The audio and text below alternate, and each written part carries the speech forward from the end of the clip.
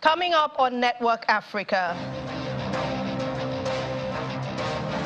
Sudan rivals agree to protect civilians, but no truce.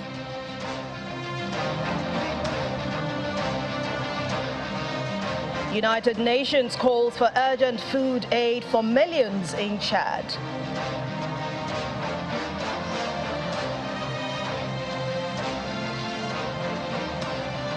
Plus, key Ugandan highway cut off by heavy floods.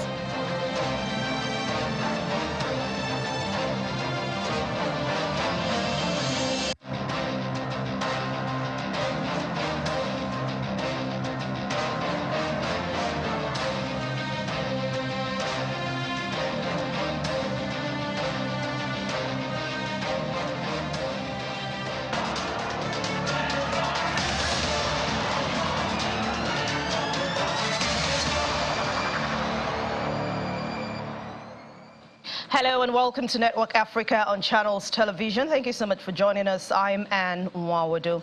Let's begin in Sudan, where the two warring factions have signed an accord to protect civilians and aid deliveries from violence, but could not agree on a ceasefire. This is the first step to providing relief for Sudanese civilians trapped in the conflict, but there is still a long way to go. The rival parties promised to respect humanitarian principles, but they did not agree to pause the fighting. The statement says they will allow safe passage for people living battle zones, protect relief workers, and they will not use civilians as human shields. The two sides committed to let the badly needed humanitarian assistance after looting and attacks that targeted all the aids there. They are still discussing a proposal for a truce and a mechanism to monitor it. U.S. officials have been mediating the talks together with the Sudanese. An American diplomat describes the talks as difficult, with the two sides still far apart. Sudan's capital, Khartoum, was rocked by more clashes, but the overall situation was calmer than a day earlier. The conflict erupted in mid-April when the RSF refused to be integrated into Sudan's army under a planned transition to civilian rule. The United Nations Human Rights Council narrowly passed a motion to increase monitoring of human rights abuses in Sudan, where hundreds of civilians have been killed since the conflict erupted last month. 18 countries voted in favor of the Western-led initiative, 15 voted against, and 14 abstained. The motion had been backed by Western countries, including Britain and the United States, to condemn abuses by Sudan's warring factions. Many other countries voiced their opposition. No African country voted in favor of this initiative. Sudan's ambassador described the conflict as an internal affair and called for African solutions for African problems. I'm glad that the Human Rights Council has voted today in favor of peace, in favor of human rights, in favor of international humanitarian law, and in favor of the people of Sudan, who are the victims of this unnecessary conflict that we all want to see end as soon as possible. I think it's really important that the people of Sudan know that we here in the Human Rights Council, here in Geneva, are watching what is happening, that we're appalled by what we see, and that we support their aspirations for a democratic, civilian future in which their rights are protected. Time limit is 2 minutes and 30 seconds for council members, and 1 minute and 30 seconds. In the meantime, Sudan's Forces of Freedom and Change, a political group leading an internationally backed plan to transfer to civilian rule, welcomed the start of talks in Jeddah between Sudan's army and the paramilitary's rapid support forces following weeks of fighting. Member of the FFC Executive Committee, Khalid Omar Yusuf, said in his words, they support Saudi American efforts taking place now in Jeddah in order to reach a declaration of principles concerning humanitarian issues for civilians, and later moving to discuss a permanent ceasefire which will pave the way for a full political solution. Mr. Yusuf said the group had been in communication with the two warring factions, other civilian groups as well as regional and international powers to end the fighting and reach a political solution. The army and the RSF delegations have been meeting since the end of last week in talks sponsored by the US and Saudi Arabia in Jeddah. Negotiations aim to secure an effective truce and allow access for aid workers and supplies after repeated ceasefire announcements failed to stop that fighting. The conflict has created a humanitarian crisis in Africa's third largest nation by area, displacing more than 700,000 people inside that country and prompting 150,000 to flee to neighboring states. It's also sparked unrest in Sudan's western Darfur region.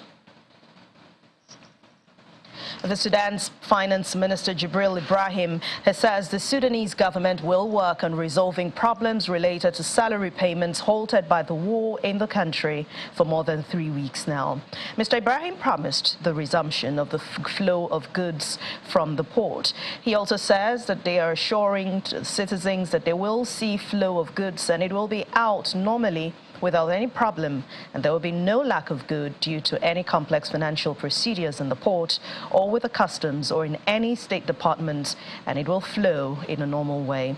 The conflict shaking Sudan has dealt a crippling blow to the heart of the country's economy, especially in the capital Khartoum, as well as disrupting internal trade routes, threatening imports and triggering a cash crunch. Shortages of items like flour and vegetables have been reported in Khartoum, along with price hikes. Long queues form in front of bakeries and supermarkets in the capital.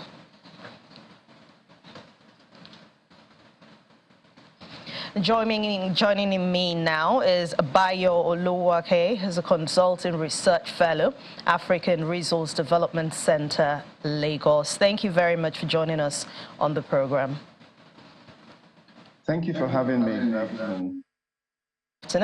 Can you give us a background to the crisis in Sudan and how the trouble started and what is going on at the moment? Thank you. In December 2018, there was an uprising led by the Sudanese Doctors Association. It was against the regime of Field Marshal Omar al-Bashir, who had been president of Sudan for over 2 decades. At some point, the Sudanese Doctors Association handed over the processes of the revolution, if you like, to an organization called Sudanese Professionals Association. And then they took over and continued the mobilization against the regime.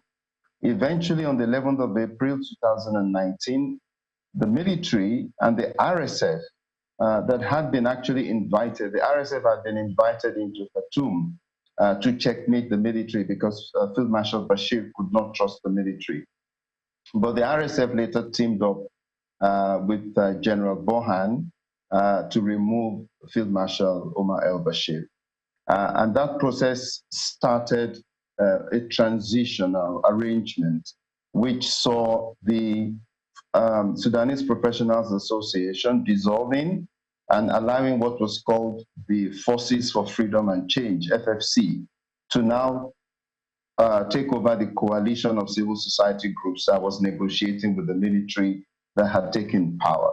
So you had a 3-legged arrangement. You had the Sudanese Armed Forces, SAF, you have the Rapid Support Forces, RSF, and you had the Forces for Freedom and Change,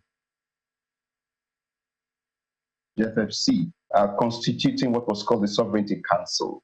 And that Sovereignty Council had Mr. Abdallah Hamdok, who had been working with the United Nations, being nominated by Sudanese civil society to become Prime Minister.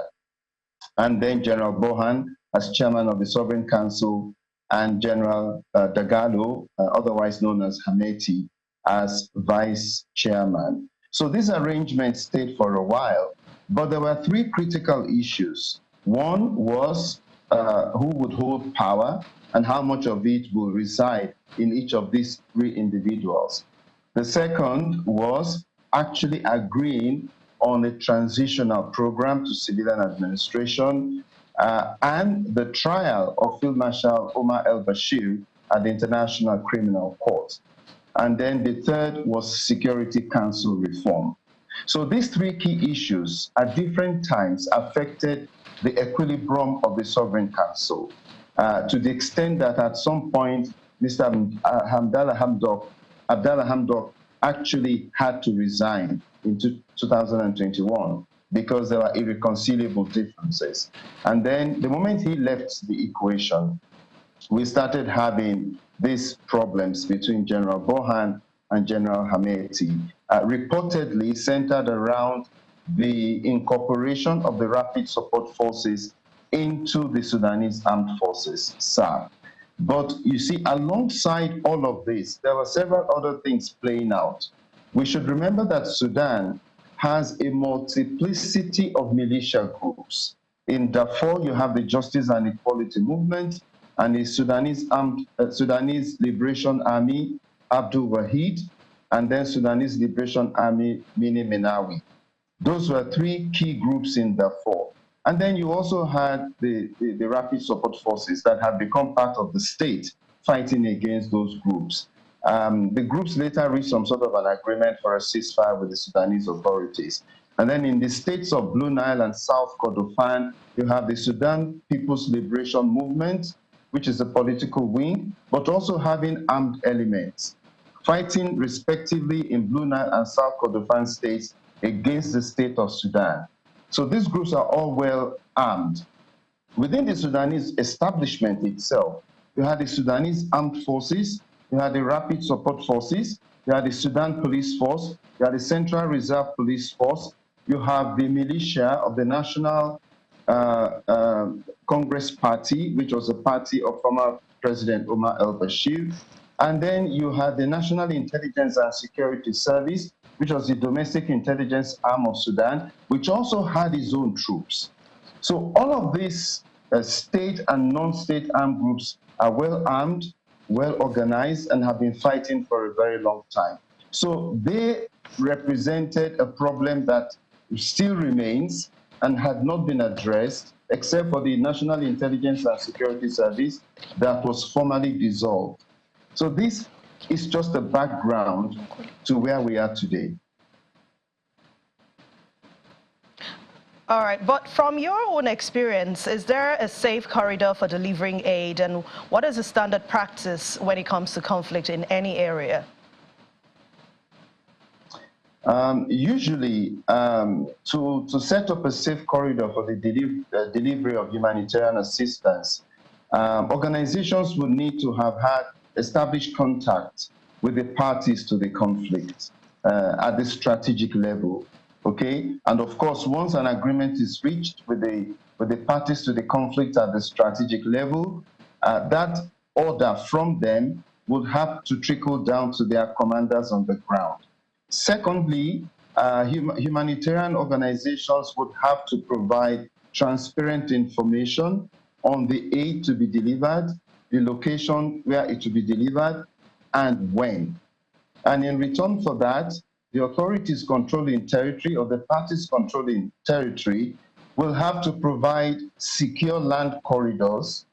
And in the case of delivery of humanitarian assistance by air, they would have to provide allocated air corridor, as well as altitude and so on and so forth. So basically, this is usually the arrangement which is put in place for the delivery of humanitarian assistance. But the success of that delivery would also depend on the intensity and the scope of the conflict.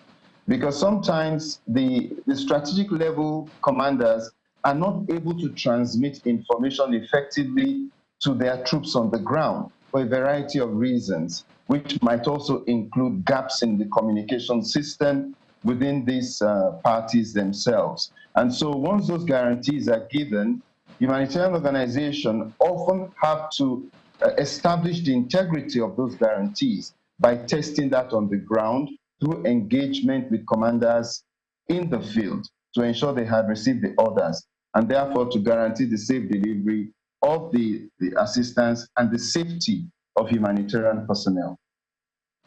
All right, what do you think is the way forward right now to end this conflict, and how useful do you think the talks, interventions have come from the United Nations, from the AU, from the US, everywhere words are coming? What do you think is a solution to end this by word or by deed to broker peace in this conflict?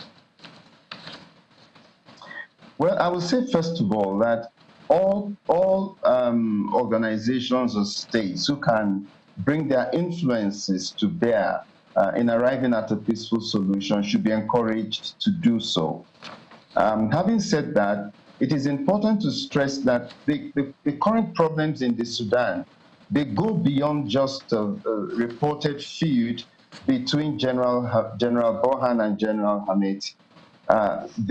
What we currently have is just symptomatic of a systemic challenge already existing in the Sudan. I have already mentioned several other groups, that so far have not been fighting and that therefore are not a part of these negotiations. But they are present in the Sudan, okay? And for now, they are quiet. Now, we need credible, neutral, and impartial negotiators and negotiation. I would believe that, first of all, the two key parties, this being the chairman of the Sovereign Council, General Burhan, and his vice, General Hameti, should, first of all, recognize that the Sudanese people have gone through conflict almost all their lives. We are having almost 2 generations of Sudanese who have been living in conflict. That should be uppermost on their minds. And I feel if they keep this very key factor in their minds, it should influence their wanting to genuinely negotiate for peace. Secondly, I believe that we still need some countries that can be really trusted, to be part of this process. For example, the Republic of South Sudan can be a very strong mediator. The President Salva Kiir, I believe, is well respected by both General Burhan and General Hameti, and I think it's critical that he plays a part in this process. I also believe that Nigeria can play a very critical part in this process. Just the only drawback being that Nigeria is in transition at this moment. But having said that, I believe that the two parties need to commit to a definitive and sustainable ceasefire. And as much as is possible, all the states, because we have had these internal problems of the Sudan and the personal and other problems between both generals. But there are also some external forces, and those external forces must give the Sudanese state a fair and good opportunity to resolve these problems. For me, I believe left to the Sudanese, they will resolve these problems. So it's important to actually encourage more of that. Thank you very much. Mr. Bayo Oluwake is Consulting Research Fellow, African Resource Development Center, Lagos. Thank you for your contribution on Network Africa. Thank you for having me.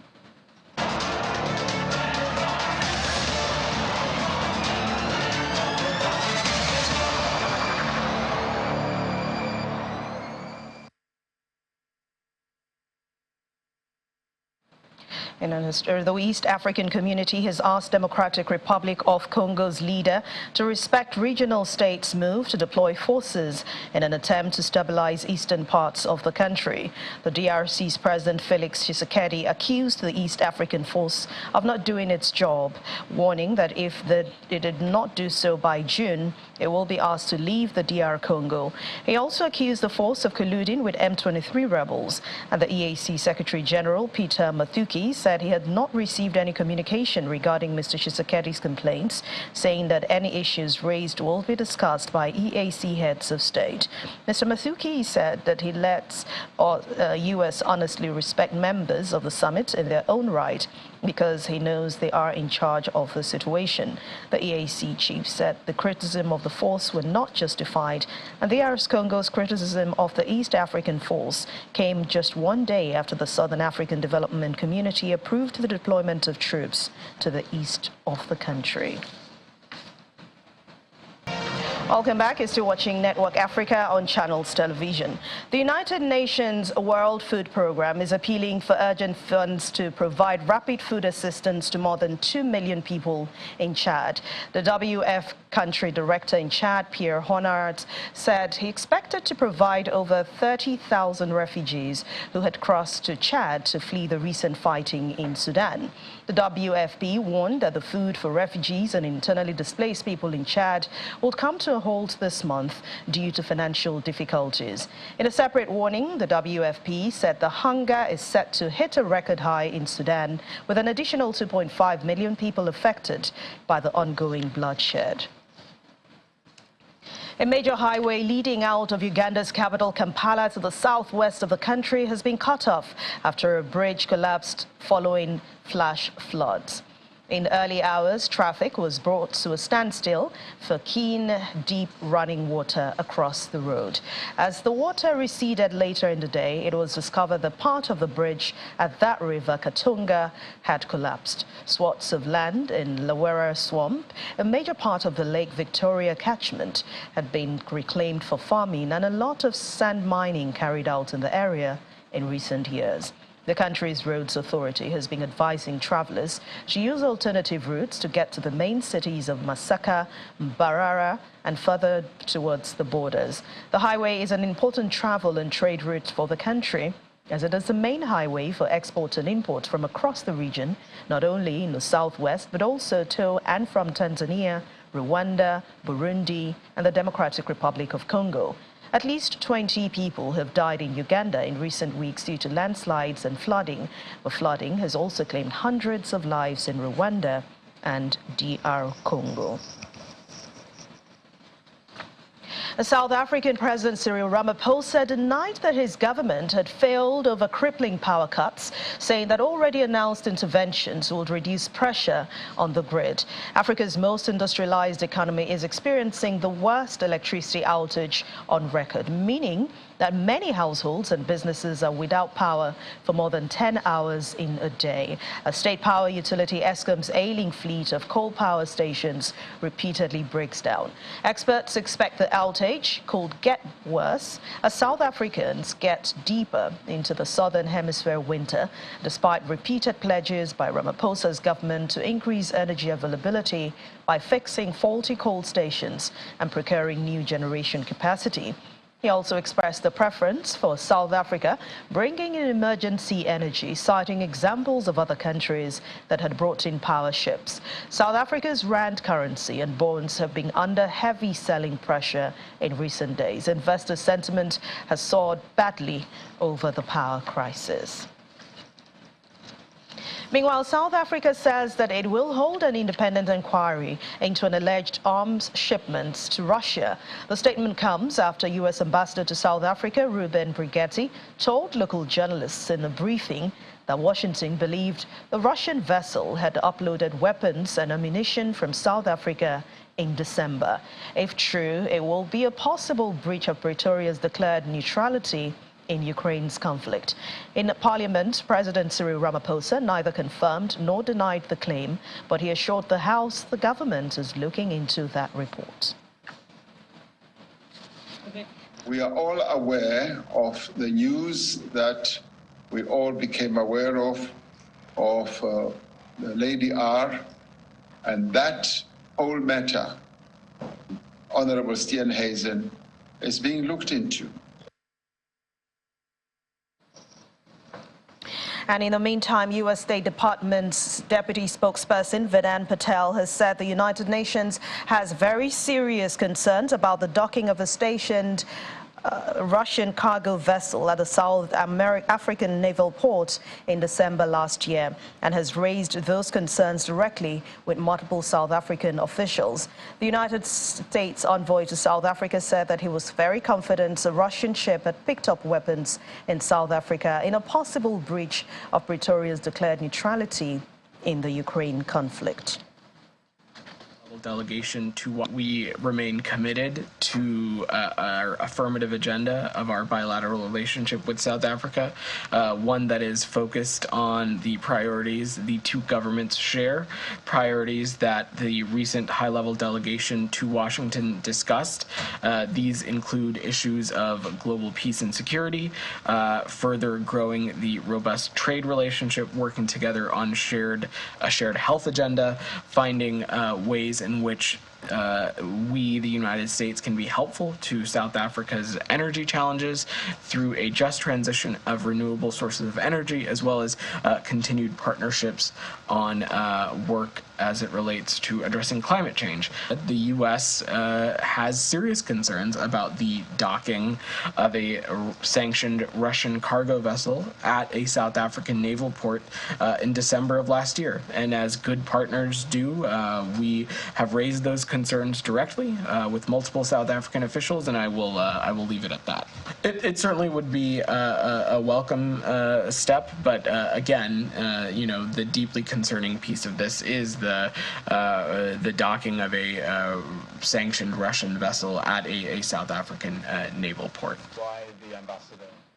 And finally on the program, Katrina Esau is the last speaker of NIUU. When she was a girl in South Africa's Northern Cape, Katrina stopped speaking her mother tongue after being mocked by other people and told it was an ugly language. Now at age 90, she is the last known speaker of the language, one of a group of indigenous languages in South Africa that have been all but stamped out by the impacts of colonialism and apartheid. Instead, she spoke Afrikaans, which is the language promoted by South Africa's white minority rulers.